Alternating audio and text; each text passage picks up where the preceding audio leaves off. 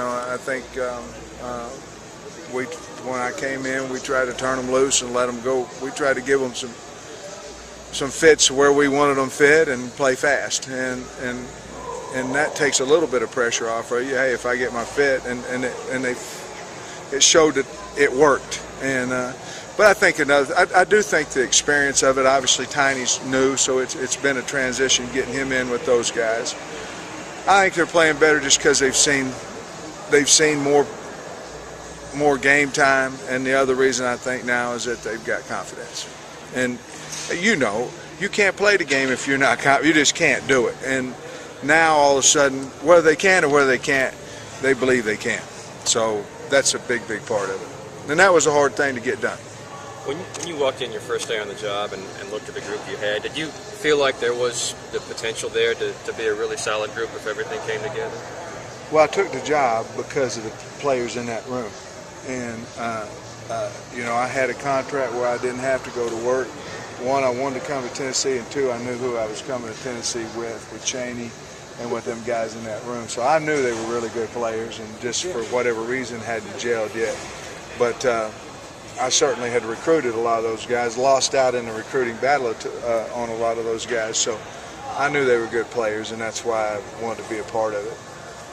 Sometimes I hope I answered your question. Yeah, no, that was right.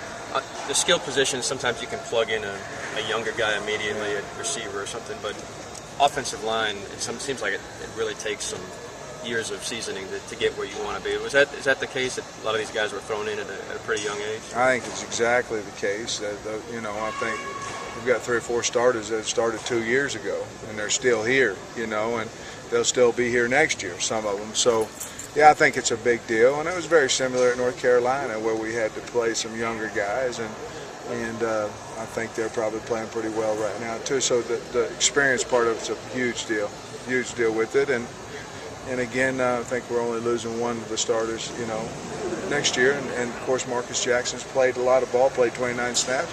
Alex Bullard played a lot of ball this year, so there's 7 guys that's played a lot of football for us. How beneficial is it to rotate 7 guys instead of 5? I think it helped us a bunch on Saturday. I really do. It was hot. It was 85 snaps. We were able to get Marcus in there, and of course Bullard's been playing the heavy tight ends, and he played tackle the week before. But I just think it's really helped us stay fresher, and it's going to help us in the future if we ever have an injury or anything of that nature. It's going to be good for us. And obviously, we'd like to get to 8 if we could, get another one involved in that if we can. But obviously, the number one thing is that we got the right people on the field to win. Sam, what's the focus for your group this week? Well, we just have to get better, and we have to, this week our focus is we're trying to get better at the inside zone, at the tight zone. And we're trying to eliminate all pre-snap penalties, and that's our goal for this week. With the line coming off such a good game, would you rather play this week than have a week off? I think so. Because we're healthy. If we weren't healthy, it'd be a different story. But we'll be ready when it's time to be ready. But when you're rolling a little bit, you like to keep playing. But we've got things to work on, and so we've put a big concentration on a certain pass protection and 2 certain runs that we need to get better at, and so we put a big emphasis this week to getting that done. How much does success beget success? Bunch, a lot. You know that it really does, and what it does, it just brings confidence, and you only beat somebody so much, and eventually he's going to get up and try to fight you back, and I think that's a little bit what's happening with us right now.